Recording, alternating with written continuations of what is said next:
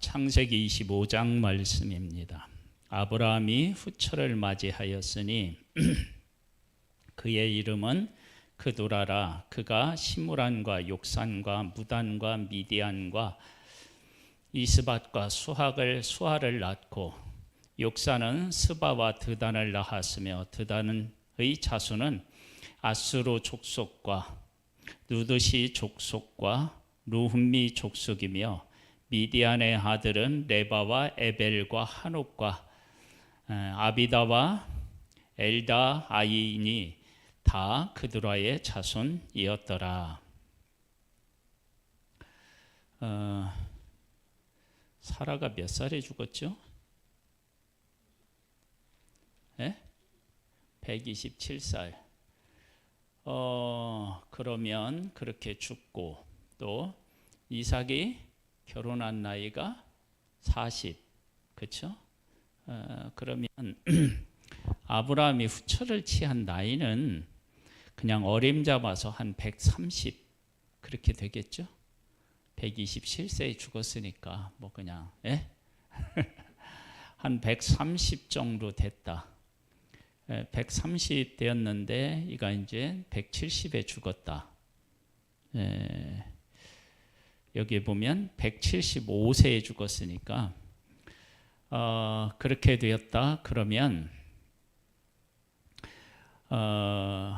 100세에 이삭을 낳을 때 해도 아기를 낳을 수 없는 몸이다 그렇게 했는데 지금 130살 됐는데도 아기를 낳을 수 있었다. 이걸 어떻게 우리가 봐야 되겠죠? 그것은 아마도 하나님께서 이삭을 낳도록 할 때 사라에게도 생산할 수 있는 능력을 주고 아브라함에게도 주었다. 그렇게 우리가 볼 수 있습니다. 이제 예를 들어보면 이런 예를 가능할 거예요. 솔로몬이 하나님 앞에 지혜를 구할 때 특별히 이제 하나님 앞에 지혜를 구하는데 왜 지혜를 구하느냐? 이 백성들로 하여금 옳고 그른 문제를 바르게 내가 재판할 수 있게 해달라. 그러면 하나님이 주신 지혜는 솔로몬이 요구한 대로 뭐 이렇게 재판하는데 이런 데만 하나님이 지혜를 주셨을까요? 아니면 그 지혜가 그의 삶의 모든 영역을 다 깨달아 하는 그런 어떤 지혜를 주었을까요? 모든 영역에 그 지혜가 그 힘을, 지혜를 발휘했겠죠. 그러니까 어느 한 곳이 아니라 전체적인 삶의 영역에 그것이 미쳤겠죠. 그렇죠? 그래서 솔로몬은 잠언도 짓고 시도 짓고, 그렇죠? 그 다음에 삼라만상에 대한 것들을 누구든지 와서 물어보면 막힘없이 말할 수 있었던 것은 하나님이 지혜를 주셨기 때문인 것이죠. 그러니까 정치를 하는 데만 지혜가, 하나님이 주신 지혜가 이렇게 그 영향을 미친 것이 아니라 솔로몬의 전 영역에 그 지혜가 영향을 미쳤다. 이제 그렇게 본다면 하나님의 지혜는 어떤 한 가지에만 국한된 것이 아니다. 능력이 한 가지만. 그래서 우리가 하나님으로부터 어떤 능력을 부여받았다 그러면 그 능력은 개인을 위해서 쓰면 안 되는 것도 물론이거니와 그 하나님이 주시는 능력이 나의 전 삶에 어떤 영향을 미치고 끼쳐야만 그게 마땅하다. 그래서 내가 하나님으로부터 뭐 이렇게 방언의 은사를 받았다 그러면 그 방언의 은사라는 것이 기도할 때만 필요한 은사가 아니어야 된다는 거예요.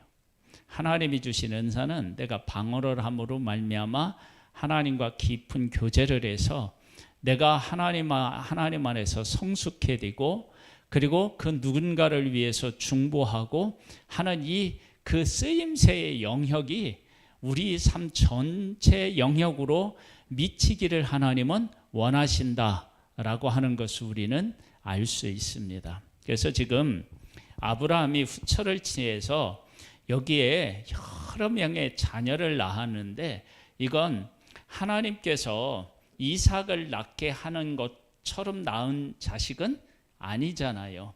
그냥 일반적으로 사람이 자녀를 낳은 것 같은 형식을 띠고 자녀를 낳았단 말이에요. 근데 이때 나이가 아브라함이 최소한도 130살은 좋게 되었다. 그러면 이렇게 낳은 것은 아브라함이 이삭을 낳을 때 하나님으로부터 자녀를 낳는 그런 힘을 하나님으로부터 받았다. 육신적으로 받았다. 이제 그렇게 볼 수밖에 없습니다. 그러니까 하나님께서 우리에게 주시는 어떤 능력이나 은사 이런 것들이 영적인 일에만 사실은 국한되는 것이 아니라 우리의 삶의 전 영역에 그것이 영향을 미쳐야 맞다. 그래서 좀 전에 말씀드린 것처럼 내가 방언의 은사를 받았다 그랬을 때 방언이 하나님 앞에 기도할 때만 그게 쓰이면 안 된다. 그 하나님 앞에 그렇게 기도하여서 쓰임을 받고 하나님과 깊이 교제해서 나의 삶을 성숙하게 그리고 하나님의 뜻을 바르게 아는 쪽으로 우리들이 그게 개발되어서 다른 사람에게도 이렇게 영향을 미치는 그러한 은사로 우리에게 사용돼야 된다. 이제 그런 것을 우리가 알 수 있습니다. 자, 5절 말씀을 보면요. 아브라함이 이삭에게 자기의 모든 소유를 주었고 자기 서자들에게도 재산을 주어 자기 생전에 그들로 하여금 자기 아들 이삭을 떠나 동방국 동쪽 땅으로 가게 하였더라. 아브라함의 향년이 175세라 그렇게 나오는데요. 참 우리들이 그 하나님 안에서 온전하게 살아간다는 것이 참 어렵구나라고 하는 것을 느끼는 것은 아브라함이 후처를 취해서 낳은 자녀들 중에서 우리 눈에 띄는 자녀가 있어요. 그 자녀 대표적인 자녀가 누구예요? 우리가 익숙한 미디안이에요. 미디안. 이 미디안은 나중에 어떻게 되느냐? 이스라엘을 어떻게 해요? 괴롭혀요. 괴롭힌다고. 그러니까 이들이 이삭을 떠나서 다른 곳에 살도록 조치를 취했다 하더라도 자녀를 낳았는데 그 자녀가 나중에 하나님의 약속을 받은 사람들을 괴롭히는 그런 후손으로 이어진단 말이에요. 그러면 아브라함이 이렇게 그 후손들, 그러니까 후처를 취해서 낳은 자녀들을 약속의 아들 이삭을 떠나서 다른 곳에 살도록 하는 것보다는 후처를 취하지 않고 안 낳은 것이 훨씬 더 낫다라고 하는 것을 알 수 있습니다. 그러니까 하나님으로부터 아브라함은 이렇게 새 힘을 얻는 능력을 받았다. 그 받았다 할지라도 그 능력을 정말로 하나님의 약속이 무엇을 원하는지를 안다면 그 힘을 후손을 낳는데, 자녀를 낳는데 쓰지 아니하고 하나님의 약속을 이루도록 그 힘을 절제했더라면 더 좋았을 것이다. 우리 생각해 볼 수 있습니다.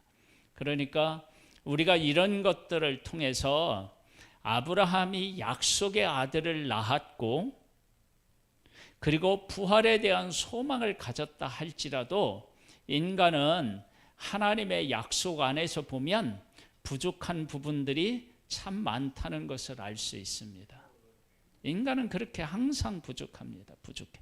그러니까 하나님이 은사를 주셔도 능력을 주셔도 그것을 하나님의 약속을 이루는 일에 온전히 깨달아 알고 그걸 사용하는 일이 결코 쉽지 않은 거예요. 그래서 하나님께서 아브라함에게 정말 자녀를 낳을 수 있는 하나님이 힘을 주셨다. 그러면 그 힘으로 약속의 아들 이삭만 딱 낳고 그것을 사용하지 않는 범위 내에서 살았더라면, 그렇다면 이 미디안이라고 하는 이 족속이 태어나서 이스라엘을 괴롭히거나 그러지 않았을 거예요.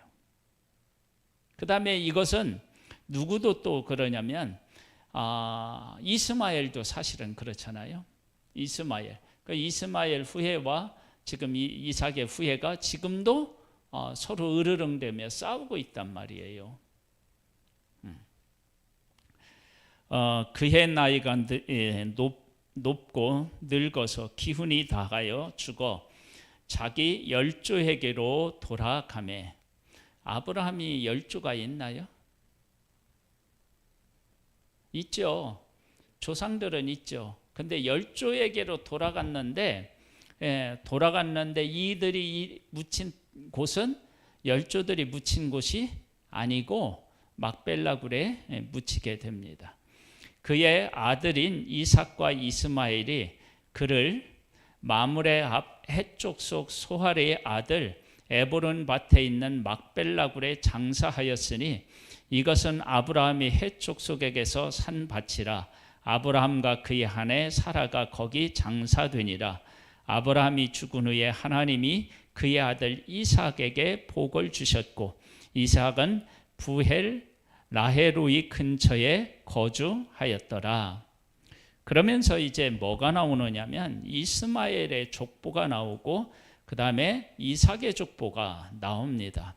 오늘 우리 그 창세기 25장의 제목이 이스마엘의 족보와 이삭의 족보입니다. 그러니까 이스마엘의 족보하고 약속의 아들 이삭의 족보가 어떻게 다른지를 한번 우리가 생각해 보도록 하겠습니다. 12절에 보면 사라의 여종 애굽인 하갈이 아브라함에게 낳은 아들 이스마엘의 족보는 이러하니라. 이스마엘의 아들들의 이름은 그 이름과 그 세대대로 이와 같으니라.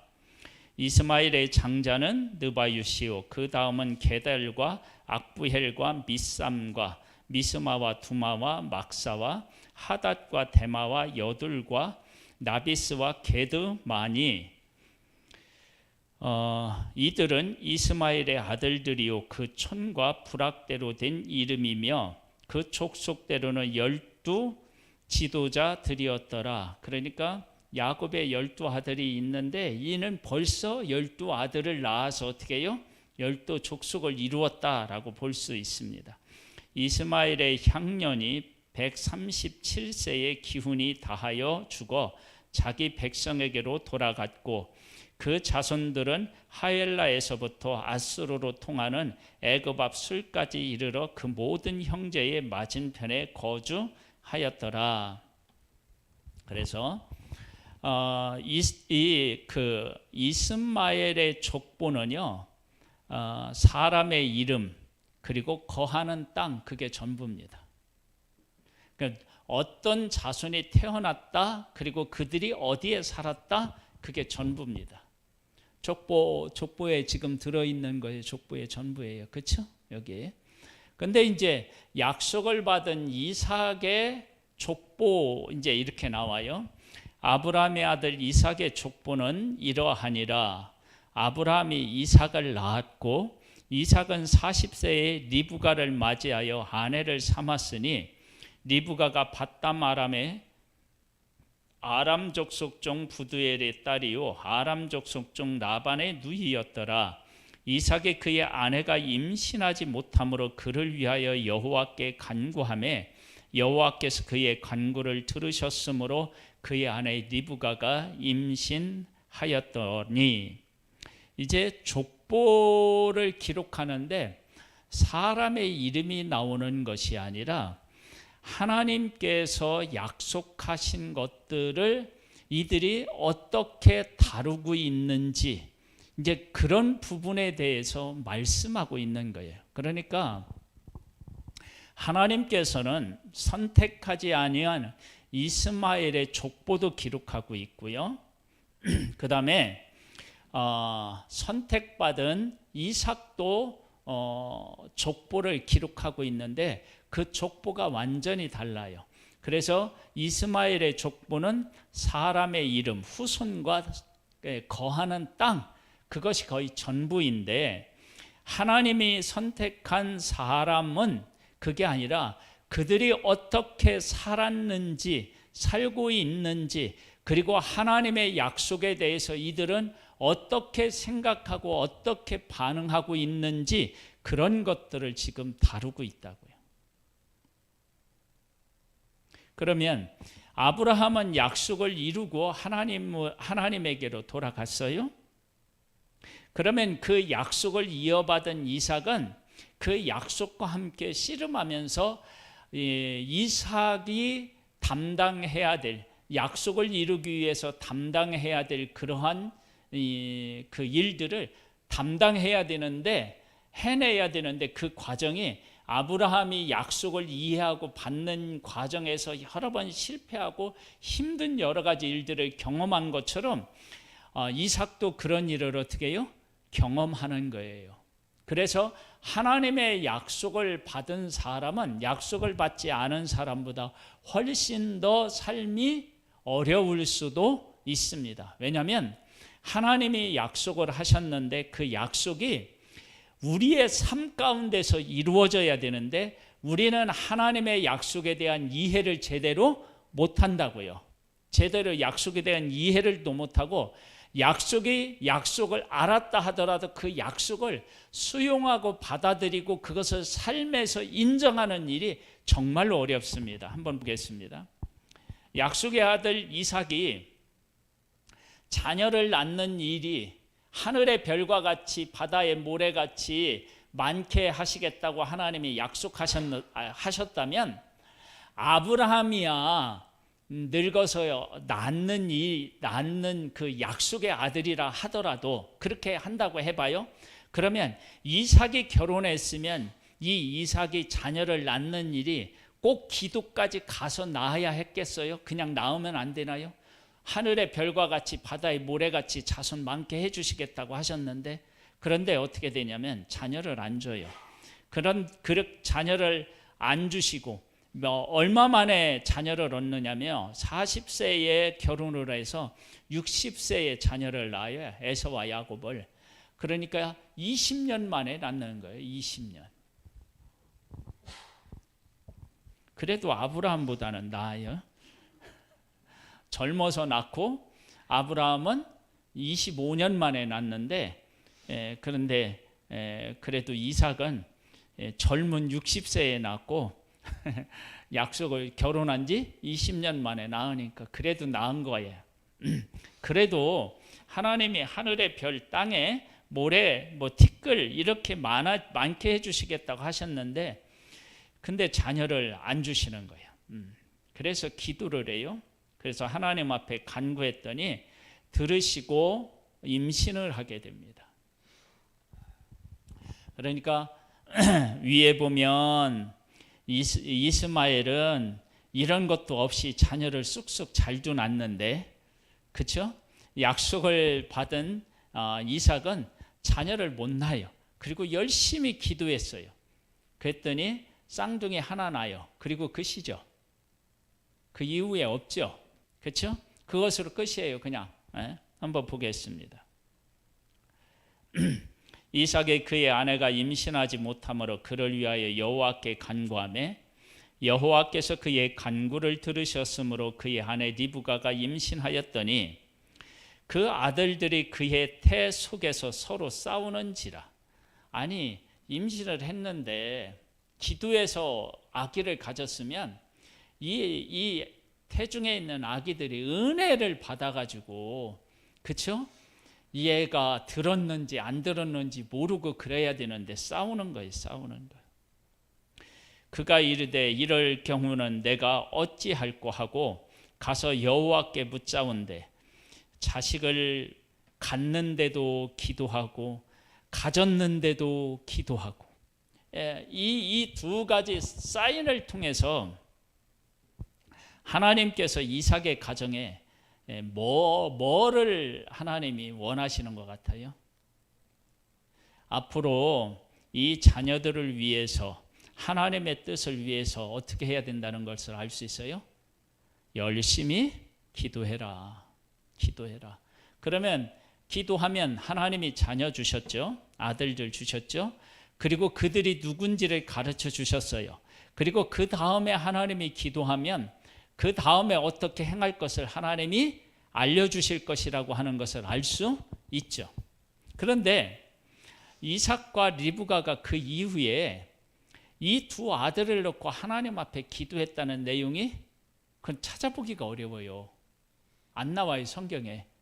그러니까 하나님께서는 이 자녀를 갖는 문제도 기도하게 하셨고, 태중에 있었을 때 둘이 싸우는 것 때문에 기도했을 때도 하나님이 가르쳐 주셨다면, 이들이 태어나서 자랄 때 갈등을 빚게 되었을 때, 문제를 만나게 되었을 때 하나님 앞에 기도해야 되는데 그 기도한 내용이 없는 거예요.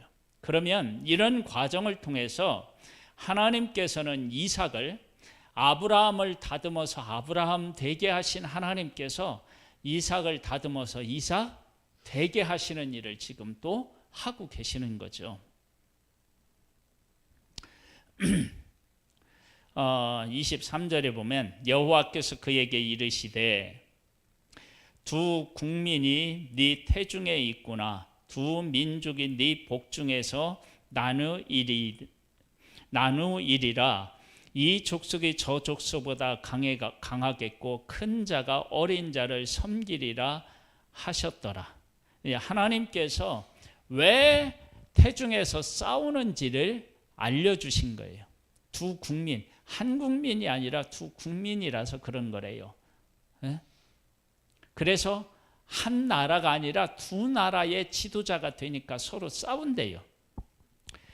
그가 해산 기한이 찬즉 태에 쌍둥이가 있었는데 먼저 나온 자는 붉고 전신이 갑옷 같아서 이름을 에서라 하였고, 후에 나온 아우는 손으로 에서의 발꿈치를 잡았으므로 그 이름을 야곱이라 하였으며, 리브가가 그들을 낳을 때에 이삭이 60세였더라.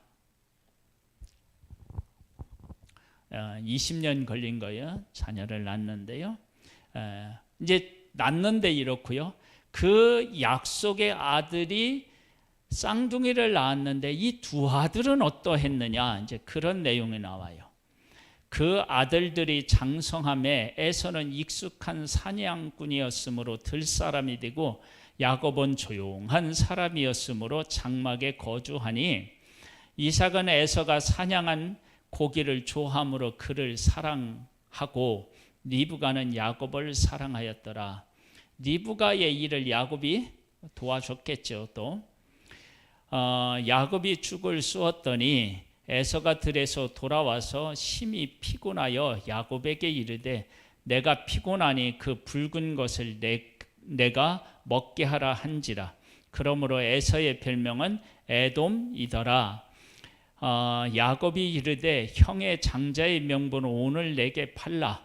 에서가 이르되 내가 죽게 되었으니 이 장자의 명분이 내게 무엇이 유익하리요. 야곱이 이르되 오늘 내게 맹세하라. 에서가 맹세하고 장자의 명분을 야곱에게 판지라. 야곱이 떡과 팥죽을 에서에게 주매 에서가 먹으며 마시고 일어나 갔으니 에서가 장자의 명분을 가볍게 여김이었더라. 아멘. 하나님의 그 사람들은 그 하나님의 약속과 함께하는 사람이에요. 근데 이 약속은 우리가 이해하고 그 약속을 온전히 이루어 나가는 데에 턱없이 부족합니다.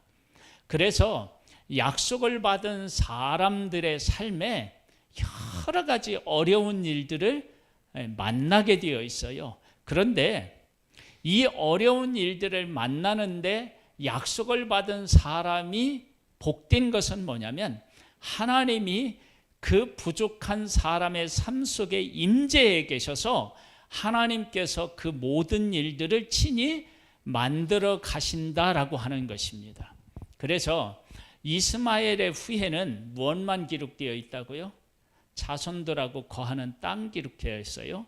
그런데 약속을 받은 이삭은 그가 어떻게 잉태되었는지, 그리고 태중에서 어떤 일이 있었는지, 그리고 그들이 태어난 후에는 어떤 일들을 겪고 있는지, 이런 일들에 대해서 하나님이 관심을 가지고 다 지켜보시고 만들어 가시는 모습을 보게 됩니다.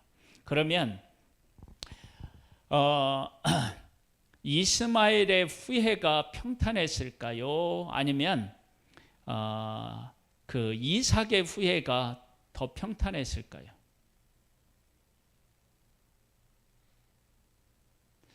그냥 보면 이스마엘 후예가 훨씬 더 평탄했다라고 하는 걸 느낄 수 있습니다.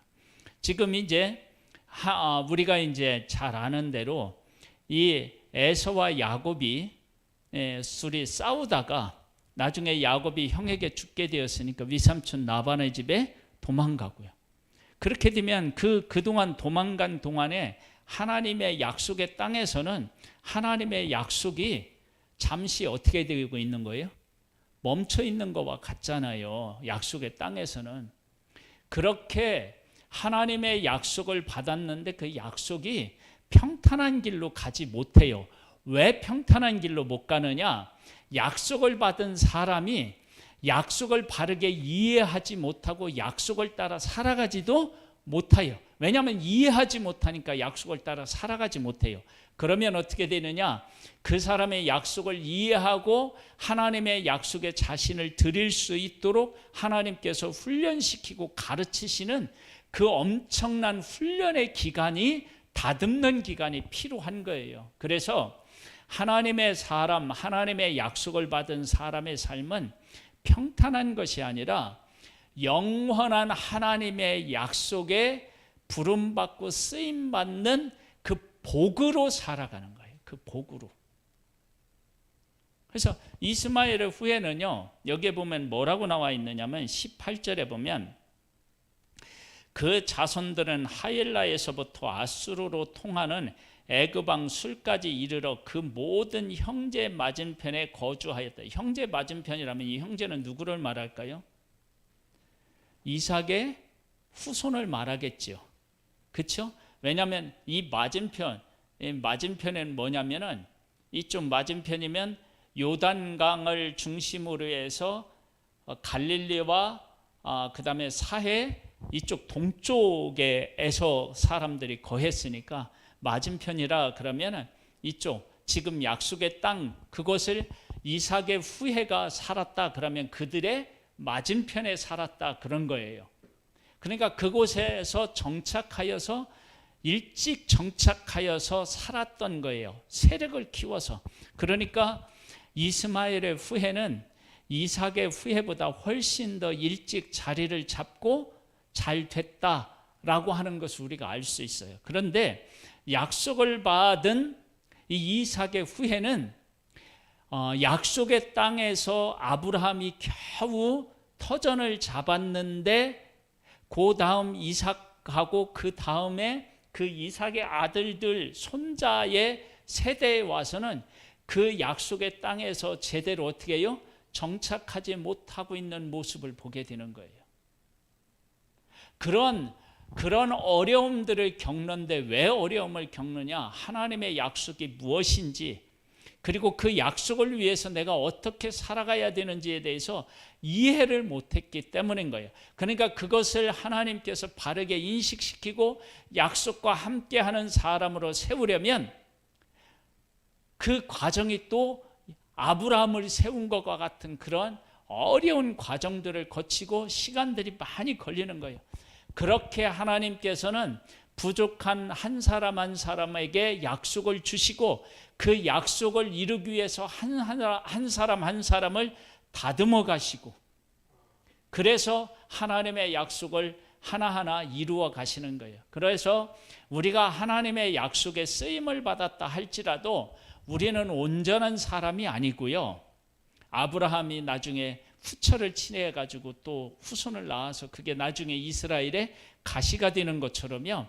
그렇게 우리들은 부족한 부분들이 많아요.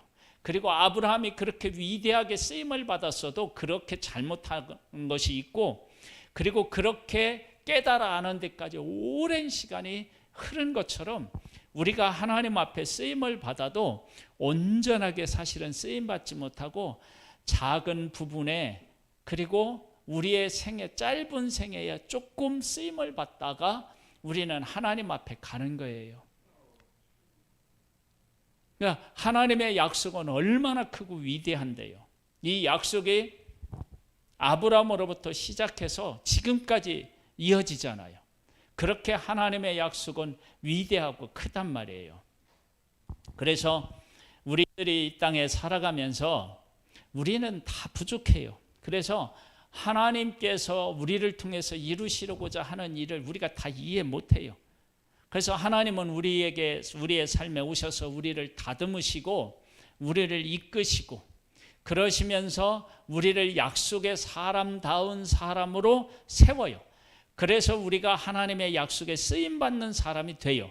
그렇다고 해서 우리가 온전한 게 아니라 우리는 늘 부족한 거예요.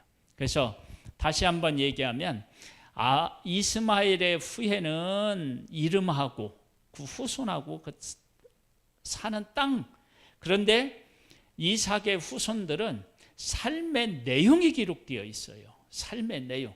그래서 세상 하나님을 떠난 사람들은 얼마나 이 땅에서 부귀영화를 누리느냐 이런 것이 중심이라면, 약속의 사람들은, 하나님의 약속을 받은 사람들은 그 약속을 이루는데 어떤 존재로 세워져야 되는지, 그리고 어떤 역할을 내가 감당해야 되는지 이런 쪽에 관심을 두고 이끄신다라고 하는 것을 알 수 있습니다.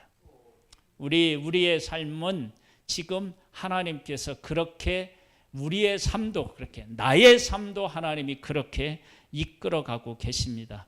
이 사실을 분명하게 인식하고 하나님의 약속을 우리가 약속과 함께 복된 삶을 살아가기를 소망하면서 그 일에 나아드리기를 즐거워하는 복된 우리 모두가 되기를 소망합니다. 하나님 아버지, 하나님께서는 이스마엘 족보도 기록하시고 이삭의 족보도 기록하셨습니다. 그런데 그 족보는 완전히 다릅니다. 하나님 아버지, 하나님 밖에 있는 사람들의 삶과 하나님 안에 있는 우리들의 삶은 완전히 다릅니다. 그런데 우리들은 살면서 그들과 우리가 같아야 되는 것처럼 생각할 때가 있습니다.